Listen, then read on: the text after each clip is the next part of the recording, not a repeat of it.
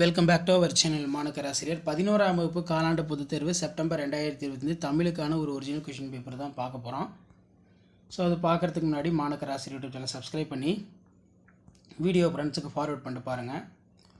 So கண்டிப்பாக இந்த question பேப்பரில் வந்து கொஷின்ஸ் எல்லாம் உங்களுக்கு ரிப்பீட் ஆகும். இதில் இருக்கக்கூடிய குருவினா சிறுவினா நெடுவினா எதுவும் ஸ்கிப் பண்ணாதீங்க, எல்லாத்தையும் நல்லா பார்த்துக்கோங்க.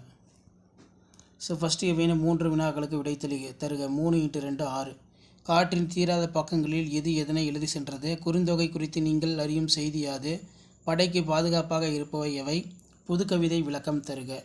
அடுத்து பார்த்தீங்கன்னா, மதிப்பு கூட்டு பொருள் என்றால் என்ன? சங்க காலத்தில் தமிழ் மொழியின் நிலை பற்றி அனந்தரங்கன் வருணை திறனுக்கு எடுத்துக்காட்டு. ஓமை உருவகம் வேறுபடுத்துக. ஏதேனும் ஒன்றனுக்கு புணர்ச்சி விதி. பூஞ்சோலை செங்கையில். பேச்சு வழக்கை எழுத்து வழக்காக மாற்றுக. மாங்குழி சொற்களை நீக்கி எழுதுக. வல்லின மெய்களை இட்டும் நீக்கியும் எழுதுக. விகுதிகள் எவற்றை உணர்த்தும்? கலை சொல்லாக்கம் கேட்கப்பட்டிருக்கு. அடுத்து ஏவேனும் 2னுக்கு விடை தருக. நூல் ஒன்றின் முகவரியில் இடம்பெற வேண்டியவனாக நன்னூல் எவற்றை குறிப்பிடுகிறது? காற்றின் ஆடும் புல் வீடுகளுக்கு அழகிய பெரியவன் தரும் ஒப்பீடு யாது? ஸோ இப்படி தான் உங்களுக்கான மாதிரி வினாத்தாள் இருக்கும். மலை மனித வாழ்வில் சிறப்பிடம் பெற்றுள்ளது என்பதை எடுத்துக்கொண்டு நிகழ்க்க. தமிழ் இலக்கியங்களில் கல்வி குறித்து நீங்கள் அறிந்த செய்திகளை அட்டவணைப்படுத்து.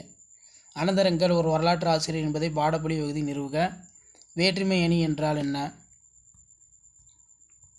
ஸோ அது கீழே பொருள் இலக்கணம் கேட்டிருக்காங்க. நெக்ஸ்ட் வந்து இலக்கியம் நயம் பாராட்டுக.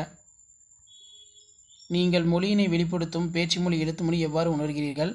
மதீனா நகரம் ஒரு வளமான நகரம். யானை டாக்டர் கதை வாயிலாக உயிரின பாதுகாப்பு குறித்து நீவிர் அறிவன யாவை? பாரதியர் இதழ் ஆறுமுகம் குறித்து நீங்கள் அறிவன யாவை? அடிப்புறாமல் எழுதுக. மனப்பாட பாடல் கொடுக்கப்பட்டிருக்கு. இது ஒரு மாடலுக்கு பார்த்து வச்சுக்கோங்க. ஷேர் பண்ணுங்கள், சப்ஸ்கிரைப் பண்ணுங்கள். தேங்க்யூ.